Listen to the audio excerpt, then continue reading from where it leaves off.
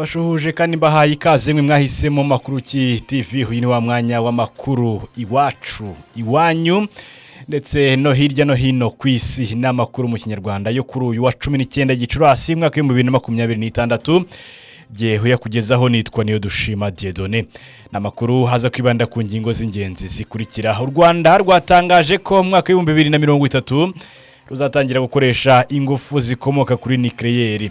Muri aya makuru turabwira kandi ko abadepite bahaye amezi 3 gusa Ministeri y'Imari n'Igenamigambi yo kuba yakemuye ibibazo biri mu misanzu y'ubwiteganyirize. Ni mu gihe kandi abantu bamaze guhitanwa n'icyorezo cya Ebola barenze 130.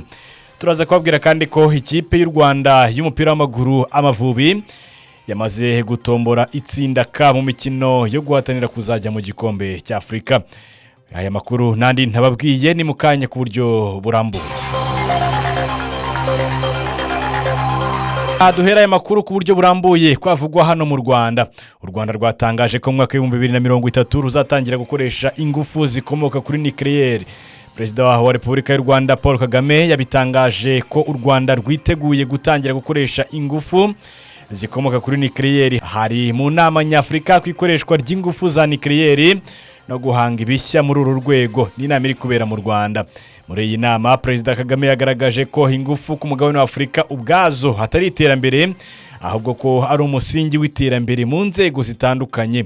Perezida Kagame yagaragaje inzego zirimo nk'inganda, ikoranabuhanga, ubuzima, gutunganya umusaruro w'ubucukuzi bw'amabuye y'agaciro n'uburezi nk'izikeneye ingufu kugira ngo zibashe gukora. Perezida Kagame yagaragaje ko u Rwanda rwatangiye kubaka icyiciro cya mbere cy'ibikorwa remezo bizatanga ingufu zikomoka kuri nucleaire kandi ngo hari icyizere ko iki cyiciro cya mbere kizatangira kubyazwa umusaruro mu mwaka wa 2030. Umukuru w'igihugu akemeza ko ingufu zikomoka kuri nucleaire arizo u Rwanda rwabonye nk'igisubizo cyo kugera ku ngano y'ingufu zikenewe mu gihugu kandi ngo harengerwa ibidukikije. Perezida Kagame yibukije abari muri iyi nama ko mu mwaka wa 2050 umugabane wa Afrika uzaba ufite umubare munini w'abaturage bari mu kigero cyo gukora kurusha indi migabane yose ku isi. Ibyo umukuru w'igihugu cy'u Rwanda yagaragaje nk'amahirwe ariko ngo azabyazwa umusaruro n'ibihugu byayiteguye mbere y'igihe. Kuri Perezida Kagame igihugu cya Afrika kitazabasha kongera ingufu z'amashanyarazi ku kigero zizaba zikeneweho ngo ntikizabasha guhangana n'umuvuduko w'iterambere. Perezida Kagame kandi yagaragaje ko hakenewe ubufatanye bw'ibihugu muri uyu mushinga wo gukoresha ingufu za nucleaire kuko ngo igihugu gikoze cyonyine kigera ku ntego kihaye bigoranye kandi ngo bigihenze cyane. Umuyobozi w'inama y'ubuyobozi y'ikigo gishinzwe ingufu za atomike mu Rwanda Dr. Rasina Zerbo yagaragarije abitabiriye iyi nama ko hafi kimwe cya kabiri cy'abanyafrika babayeho batagerwaho n'ingufu z'amashanyarazi kandi ngo uyu mugabane ufite ingufu kamere wifashishwa mu gutunganya ingufu nka uranium, lithium ndetse n'andi mabuye. Akemeza ko imbogamizi Afrika ifite kugeza ubu atari umutungo kamere ahubwo ngo imbogamizi no gukora impinduka. Guverinoma y'u Rwanda igaragaza ko igihugu gikeneye gutunganya ingufu z'amashanyarazi za megawati zirenga 5,000 zivuye kuri megawati 446 zivuye kuri megawati 446 zihari kugeza ubu. Tukiri mu makuru avuga ku ngufu za nucleaire, reka tubabwire ko u Rwanda na Leta Zunze Ubumwe za Amerika byashyize umukono ku masezerano y'ubufatanye mu bijyanye n'ingufu za nucleaire zigamije amahoro. Aya masezerano yashyiriweho umukono mu mujyi wa Kigali kuri uyu wa kabiri hagati y'umuyobozi wungirije w'agateganyo ushinzwe ibikorwa byo kugenzura intwaro no kudakwirakwiza intwaro za kirimbuzi muri Minisiteri y'Ububanyi n'Amahanga ya Leta Zunze Ubumwe za Amerika yitwa Rene Sonderman ndetse n'umunyamabanga wa leta muri Minisiteri y'Ububanyi n'Amahanga n'ubutwererane w'u Rwanda Dr. Yusta Kayitesi. N'amasezerano hagamije kubyaza umusaruro ingufu za nucleaire mu bikorwa bya gisivili. Aya masezerano y'ubufatanye harimo ingingo zishingiye ku gutanga ubumenyi ku banyeshuri b'Abanyarwanda bajya kwiga muri Leta Zunze Ubumwe za Amerika ibijyanye n'ingufu za nucleaire. Harimo kandi gutera inkunga ibikorwa bijyanye n'imishinga ya nucleaire n'izindi ngingo zitandukanye zirebana n'ibyazwa musaruro ry'ingufu za nucleaire mu Rwanda.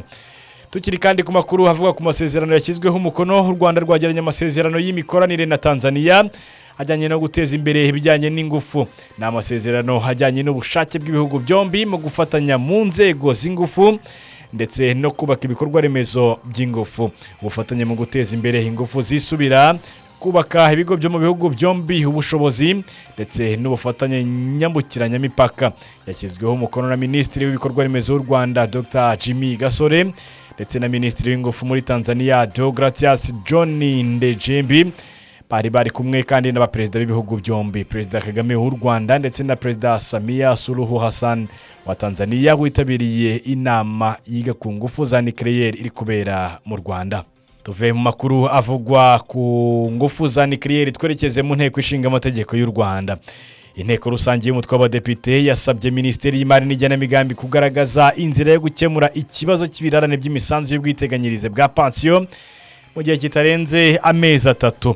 Ubwo yasuzumaga raporo ya komisiyo y'imibereho y'abaturage mu isesengura rya raporo y'umugenzuzi mukuru w'imari ya leta, inteko rusange yasanze mu micungire y'ishami rya pension harimo ibibazo birimo kudatanga no kutamenyekanisha imisanzu ku gihe, harimo kandi ibirarane byinshi by'imisanzu ya pension, harimo kudakurikirana abatubahiriza amategeko ndetse n'ibindi.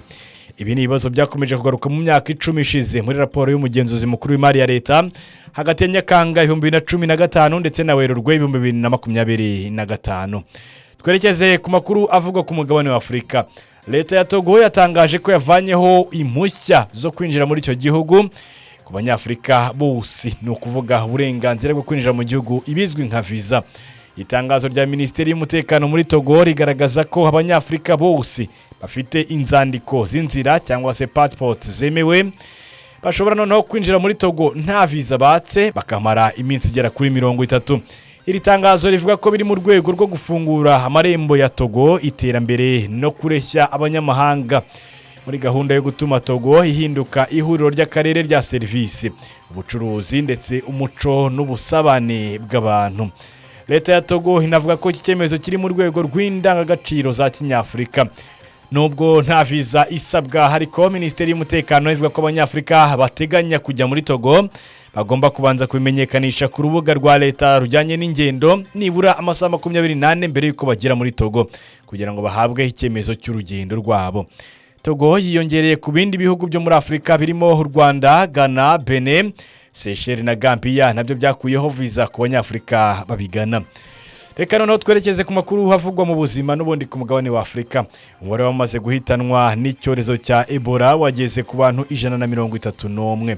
Ishami ry'umuryango w'abibumbye ryita ku buzima OMS ryatangaje ko kugeza ubu abantu 131 bamaze kwitaba Imana, mu gihe abandi 513 aribo bamaze kwemezwa ko basanganwe iki cyorezo cya Ebola muri Repubulika Iharanira Demokarasi ya Kongo. OMS ivuga ko iki cyorezo kandi gikomeje gutwara ubuzima mu buryo bwihuse cyane kurenza uko byari bisanzwe. Virusi ya Ebola izwi nka bundi buryo yagaragaye mu majyaruguru ashyira uburasirazuba bwa Repubulika Iharanira Demokarasi ya Kongo, agace gahana imbibi n'igihugu cya Uganda n'agace ka Ituri. Iyi virusi nta muti nta n'urukingo. Ni virusi kandi OMS ivuga ko ifite ubukana cyane kuko ishobora guhitana abantu 50 mu bantu 100 baba bayanduye. Reka dukomereze ku makuru avugwa hirya no hino ku isi. Leta ya Iran yamaze koherereza Leta Zunze Ubumwe za Amerika inyandiko ikubiyemo ibyifuzo byayo kugira ngo amasezerano y'amahoro abashe kugerwaho ndetse n'intambara ihagarare. Iran yagaragaje ko yifuza ko Amerika ihagarika kwigabaho ibitero, Israel nayo igahagarika ibitero kuri Lebanon, ingabo za Amerika zikava mu bice bikikije Iran cyane cyane mu mazi, amafaranga yari yafatiriwe ku makonti agafungurwa ndetse ngo nibyangijwe n'iyi ntambara byose bigasanwa na Leta Zunze Ubumwe za Amerika. Ibyifuzo Pakistan nk'umuhuza muri iyi ntambara yatangaje ko byamaze gushyikirizwa Leta Zunze Ubumwe za Amerika. Mu cyumweru gishize ariko Iran yari yatanze ibindi byifuzo byayo kuri Leta Zunze Ubumwe za Amerika, ariko Perezida Donald Trump abitera utwatsi. Ndetse ku mbuga nkoranyambaga Perezida Trump avuga ko niba Iran idahagaritse ibyo yita amananiza muri aya masezerano y'amahoro ngo yiteguye kuyigabaho ibitero birushubukana ibya mbere. Leta Zunze Ubumwe za Amerika zo zivuga ko zanezezwa no kugera kuri aya masezerano ndetse ngo icyo zisaba Iran gusa ari uguhagarika ikorwa ry'intwaro za kirimbuzi. Tugana ku musozo w'aya makuru, reka tuyasoreze kwavugwa mu mikino. Ikipe y'igihugu y'u Rwanda y'umupira w'amaguru Amavubi yamaze kumenya itsinda iherereyemo mu mikino yo gushaka itike y'imikino ya nyuma y'igikombe cya Afrika kizabera muri Kenya, Tanzania na Uganda. Ni itsinda K.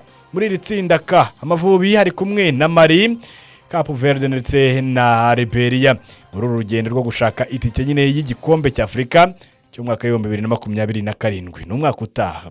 Imikino y'umunsi wa mbere ndetse n'uwa kabiri w'amatsinda izakinwa ku itariki ya 21 Nzeri ni mu kwezi kwa 9 kugeza ku itariki 6 Ukwakira ko n'ukwezi kwa 10 mwaka wa 2026. Ndabashimiye cyane mwebwe mwahisemo kuba inshuti z'Amakuru TV. Uyu mwanya n'uwanyu kandi ni mwebwe wagenewe. Uyu nguyu rero no musozo w'amakuru y'uyu munsi. Ndabararikira komeza kubana natwe muri gahunda zitandukanye. Amakuru yo mukomeza kuyagezwaho nanjye niyo dushima Dieudonné, nibindi biganiro kandi bizakomeza kubageraho. Mukomeze mudukunde, mukomeze mudusangize hirya no hino, mukomeze muhererekanye aya makuru kugira ngo mushyigikire iri tangazamakuru. Turabashimiye kandi turayifuriza guhaha mukaronka muhirwe mu byo mukora byose. Ibihe byiza. Bye.